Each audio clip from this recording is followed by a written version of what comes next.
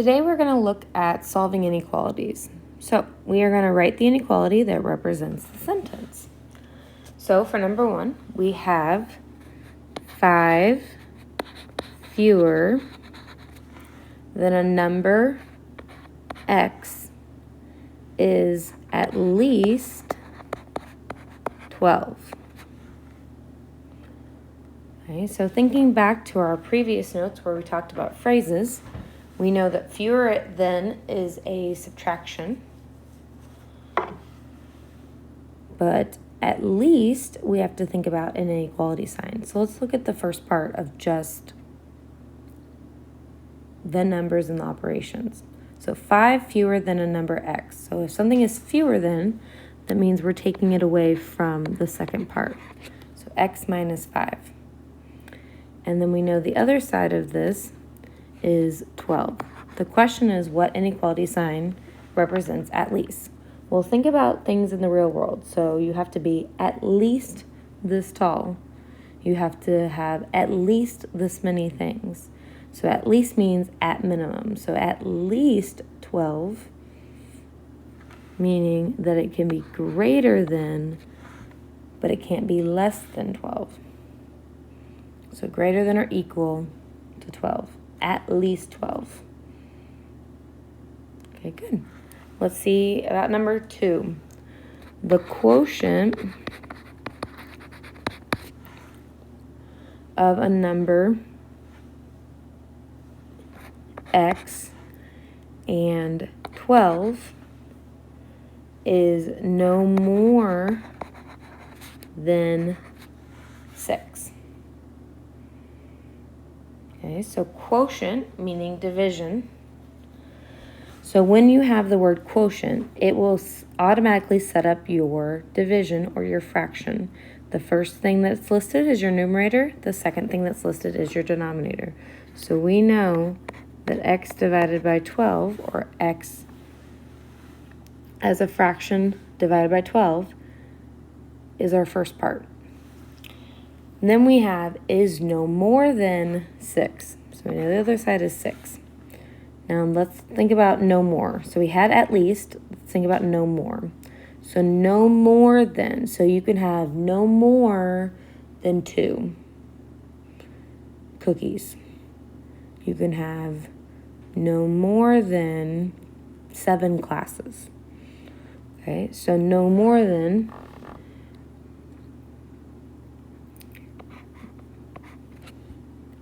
would give us a less than or equal to situation. The quotient is no more than 6, meaning the quotient can't be bigger than 6. It can be equal to, but it can't be bigger. Okay. Let's try solving. Okay. Solve each inequality and graph the solution. Show your work. So we have our first problem, which is -3 times the quantity 2x minus 5 plus 1 is greater than or equal to 4. So the first thing we want to do is distribute. We got to distribute to both parts. So I get -6x plus 15, a negative times a negative, plus 1 is greater than or equal to 4. Combine like terms. I get -6x plus 16. Okay. Then I'm going to subtract my 16.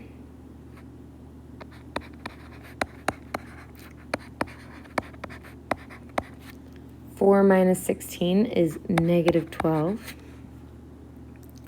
Okay. And then we need to divide by -6.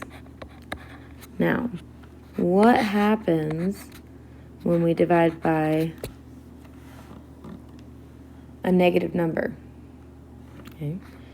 And yes, we have to switch signs when we divide or multiply by a negative number.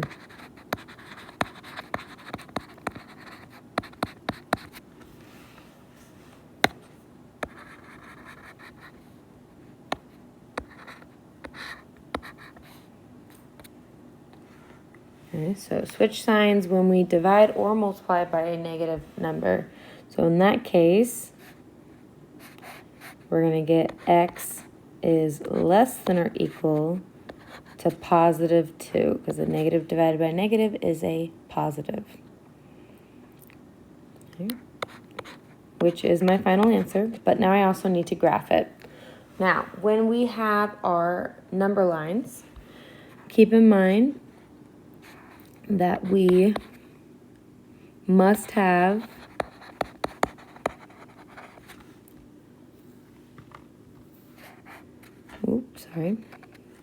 at least 5 numbers on the number line. Okay, at least, meaning you have to have 5, but you could have more if you need to. Now, my trick is always to just put the number that you're looking for in the middle. So we're just going to put 2 here. Now, there's lots of lines here, so I can skip around because I only need 5. So I'm going to do one more after that, one less after that. So I have my 5 numbers. Now let's think about what type of sign or symbol I'm going to use to create the x is less than or equal to 2 part. Now, if you don't remember, how do we determine between our different types of signs? Okay. How do we determine between our different types of signs? Okay, give me a little bit more space. I'm going to write up here. Okay, so when we have a greater than symbol versus a less than symbol, we're going to have an open circle on the number line. Okay. Whereas in comparison, we're going to have closed circles for our greater than or equal and less than or equal.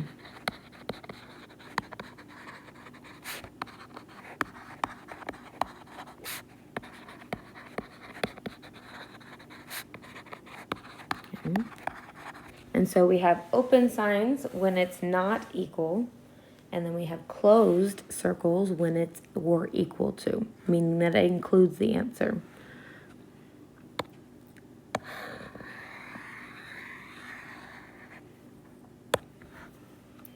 So looking down here with the x is greater than, or sorry, less than or equal to 2, we're going to have a solid circle or a solid dot. Now, how do we determine which way the numbers go? X is less than or equal to 2. So it means anything less than 2 or equal to it could be an option. Now remember, with inequalities, you're going to have a range of answers. It's not just 2, it's anything less than or equal to 2. Okay, and so that is my final answer. My work, my graph, and we are set to move on to number 4. Okay, so for number 4, we have 2/3 times the quantity of x minus 12 is less than or equal to x plus 8. So the first thing we're going to do is distribute. And we get 2/3 x minus 8 is less than or equal to x plus 8.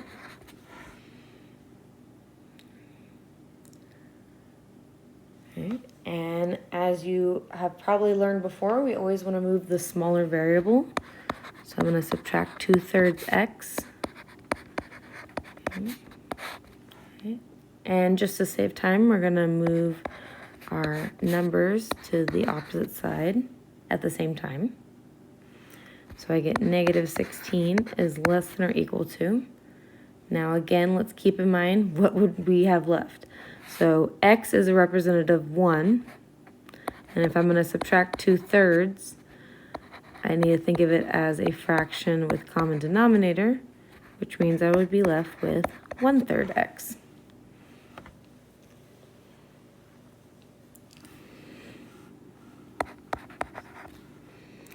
Okay. Now we get negative 16 is less than or equal to 1/3 x. We don't divide by fractions. Instead, we multiply by the reciprocal.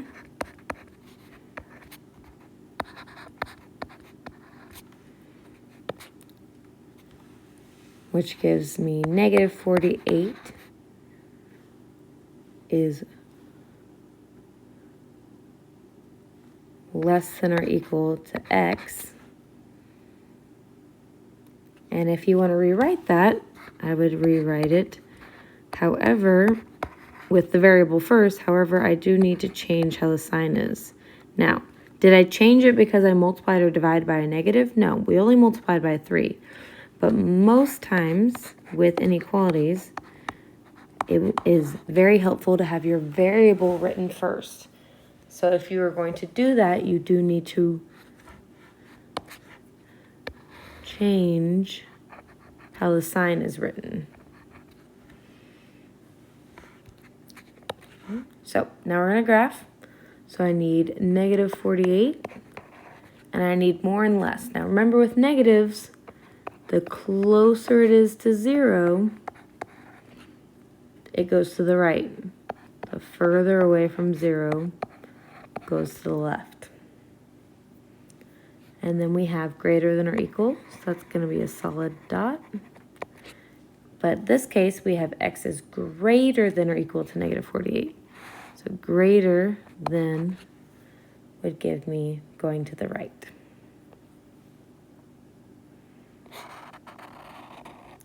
Okay, on this next one, I'm going to fill in the numbers, but go ahead and take some time to try out the problem on your own by pausing it.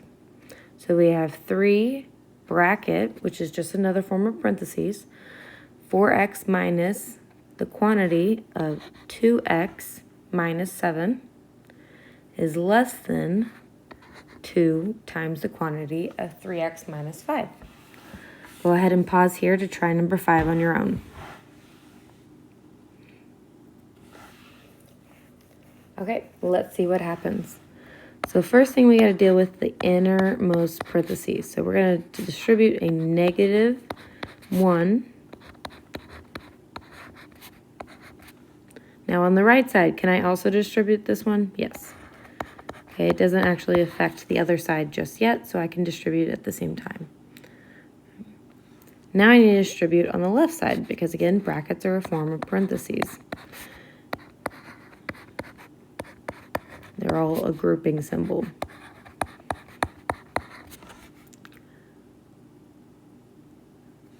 Left side, we have to combine like terms, so I get 6x plus 21 is less than 6x minus 10. And then we always want to move our variable first, so I'm going to subtract 6x from both sides. And what it ends up with is 21 is less than negative 10. Now, we've looked at these types of situations before with equal signs, but this is an inequality. So there's a range of answers that it could or could not be. The question is 21 less than negative 10?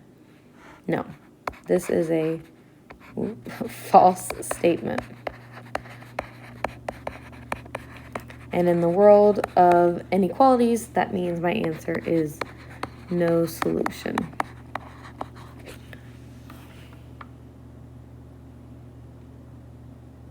Okay, and when we have no solution, that means we have no graph. Now, what would happen if I had a true statement? Okay. What would happen if I had a true statement? Such as 21 is less than or equal to 21. Okay, well, that is a true statement. 21 is less than or equal to 21. But how would I graph that? Well, the reality is, if it's a true statement and an inequality, that means any number could work. So literally your answer is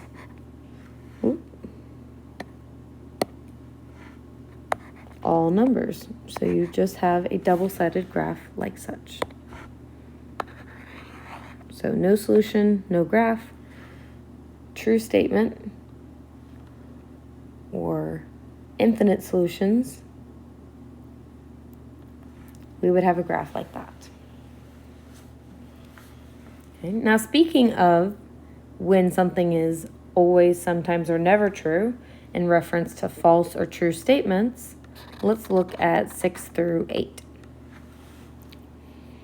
So for number 6, I'm filling in with 5. Now, we just talked about that.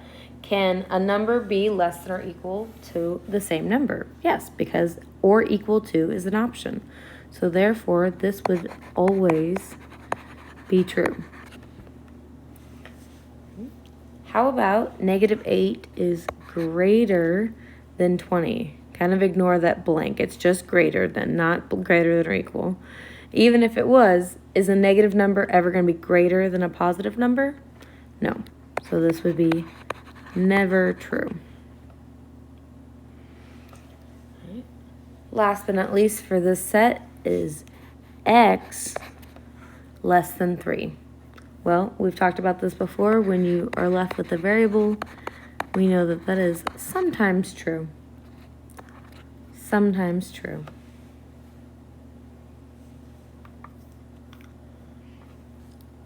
Okay, moving on. Number 9. Solve the following problem by writing an inequality. A movie rental company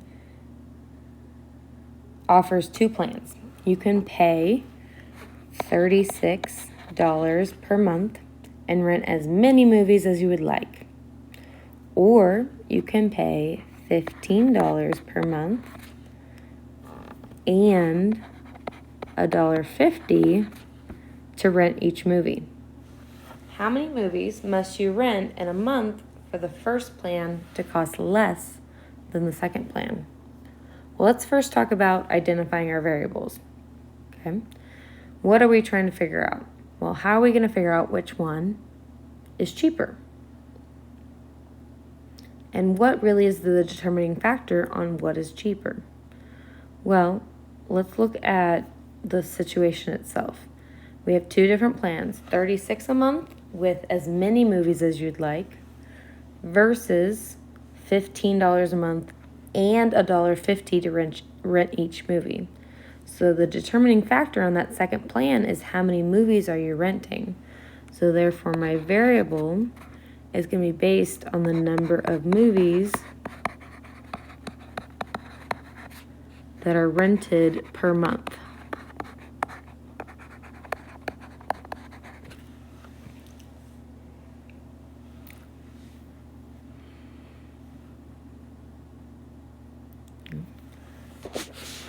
So when we're thinking about it, we have plan number 1, which is just $36, versus plan number 2 is $15 plus the $1.50 per movie. Now, how does this incorporate into an inequality? Well, the question at hand is how many movies must you rent in a month for the first plan to cost less than the second plan? So we want it to be less. Now, do I want it less than or equal? No, I just want it less. So I want just the less than sign. And then we're going to go through and solve our inequality. So I'm going to subtract 15 from both sides to get 21 is less than 1.50m. Then I need to divide by 1.50.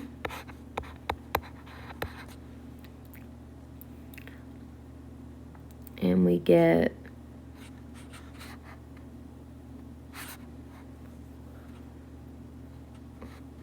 14 is less than m, but if we rewrite that, it would be m is greater than 14. Now, how do I state a solution in reference to m is greater than 14? Well, we know that m represents the number of movies rented per month. And the question is, how many movies must you rent for the first plan to cost less than the second plan? Well, then that would mean you must rent, in this case, greater than, more than 14 movies per month for plan number 1 to be cheaper. Oop.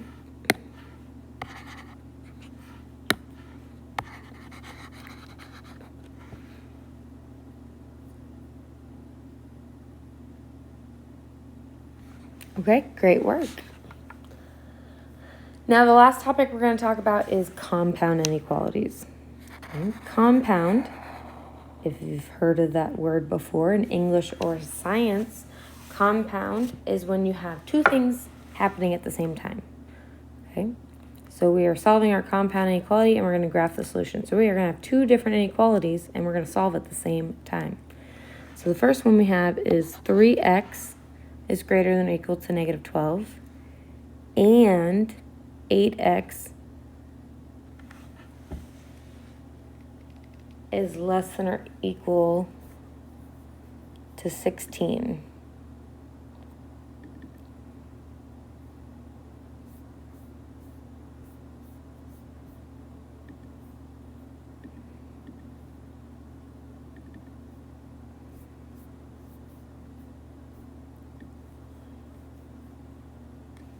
Actually, apologize.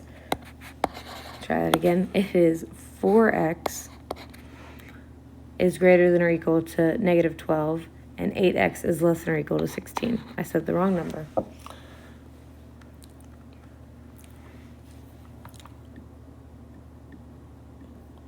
So, first thing, I would need to divide by 4. So when I divide by 4, x is going to be greater than or equal to negative 3. And then we have this word and I'll talk about that in a sec, but and 8x is less than or equal to 16. So when I divide by 8, I get x is less than or equal to 2. Now, in a situation where you have and, we're going to create literally a compound inequality. We're going to create one whole statement. So by starting with the smaller number we have as negative 3, rewriting that, I'm going to have, instead of the greater than symbol, the less than symbol of x. And to combine with the x is less than or equal to 2, essentially covering,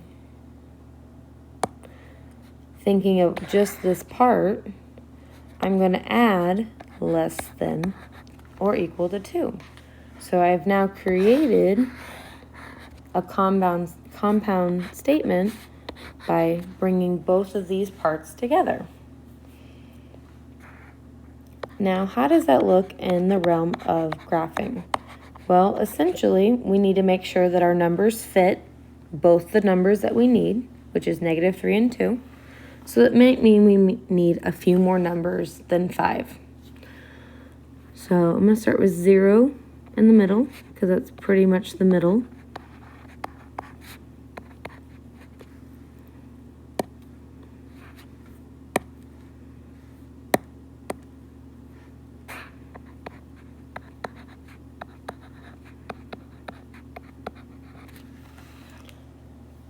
And we have what we need. So at negative 3, we have less than or equal, which is going to be a solid dot. And at 2, we have less than or equal as well, which would also be a solid dot. Now, in this situation, we have the variable of x being in between these. So all the values that work are going to be between those 2 points, which is how we create that compound statement.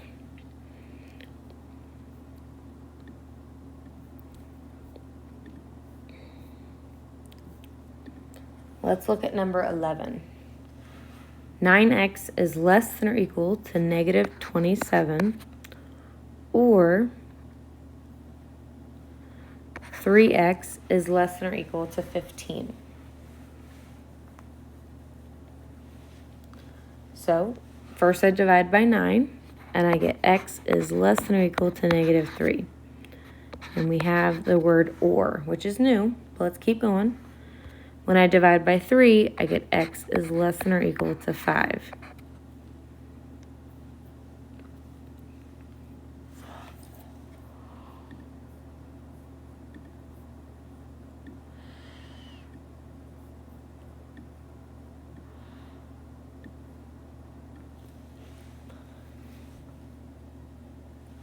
And I apologize.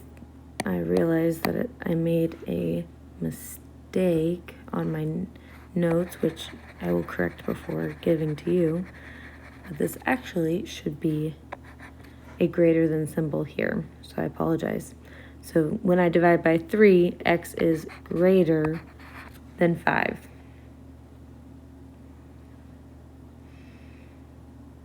So in the situation of or is like a situation where we're saying you can have this or you can have that. So let's see what happens when I graph this.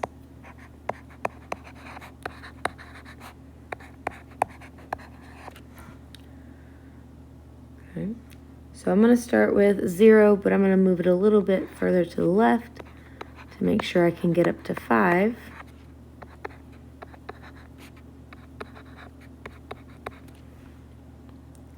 Now at negative 3, we have a or equal to sign, so that's a solid dot.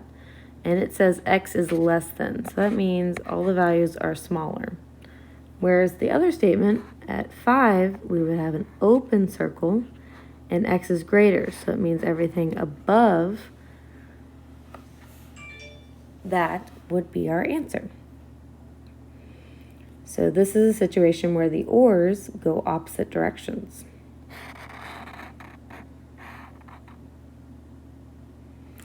Okay. Last but not least, 3x is greater than or equal to 3. 9x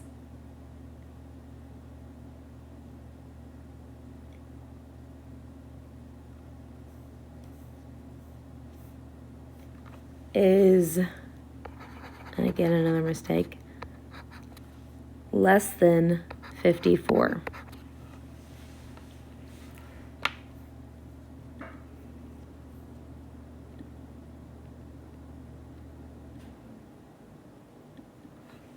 So when we divide, we get x is greater than or equal to 1, or x is less than 6. So again, in an or statement,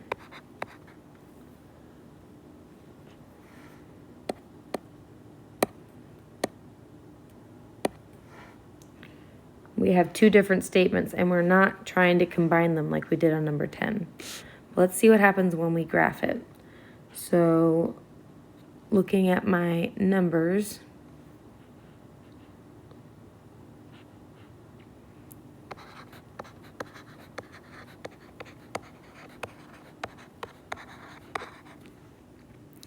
I have x is greater than or equal to 1. So I have a solid dot, and x is greater than or equal to 1. Or we have at 6 a open circle, but x is less than. Now what happens in this situation? We have an or statement, but they're going opposite directions but towards each other.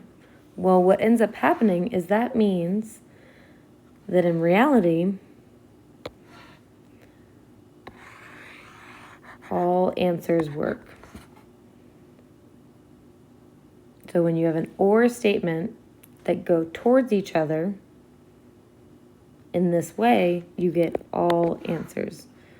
Okay? Or infinite solutions.